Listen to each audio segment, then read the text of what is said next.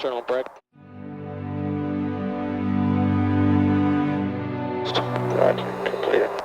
Well, one thing that's pretty interesting about the B-52 is the B-52, the ones that we're flying today have been around, they were built in 1960.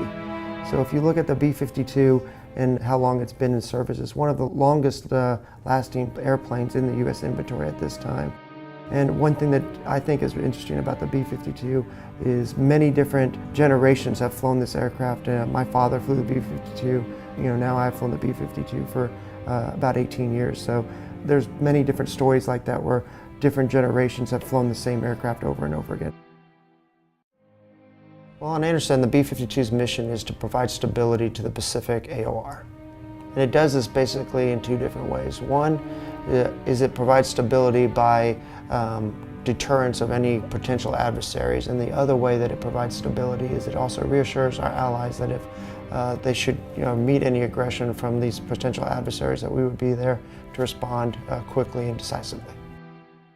After the Vietnam War, we had a large cache of bombs that were here at Andersen. The most proliferate bomb that was here was the M117. This is a 750-pound bomb that was used in Vietnam during the Arc-Light raids. It was basically designed to make sure that the North Vietnamese were back to the bargaining tables.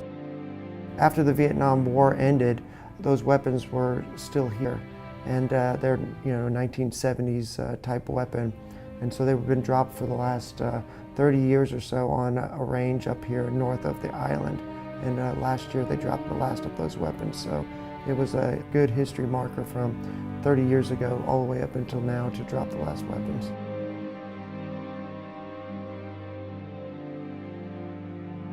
The ones we employ today, the H models, were built in the 60s. So the strength of the B-52 is not really in the platform itself, but it's in the airmen. It takes several hours of ground operations for every hour that it flies in the air.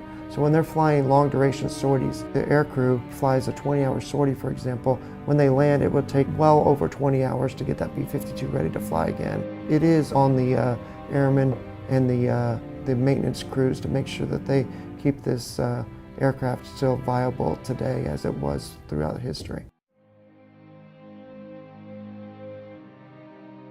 Being a maintainer on the B-52 has given me a true sense of pride, not only from the various missions or exercises that we have conducted, the rich history that the B-52 possesses, but having the ability to meet aircrew and ground crew that worked on the B-52 from the 60s and 70s.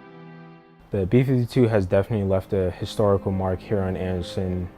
During the Vietnam era, the B-52, its main capability was carpet bombing, which essentially it just dropped munitions out of the bomb bay, whereas now we can still do that as well as launch Alcoms and Calcoms, which we can launch up to 2 to 3 hours away from our target, and the aircrafts being outside of the blast radius. My best experience here on Andersen has definitely been the camaraderie between aircrew and ground crew, creating that bond and creating that trust where ground crew does their job and aircrew trusts us that we did our job properly so that they can conduct their missions effectively. The B-52 has definitely paid its dues here at Andersen, and it's going to be sorely missed, but we're looking forward to a new era of bringing in the B-1 and a different airframe to make history here at Andersen with the B-1s.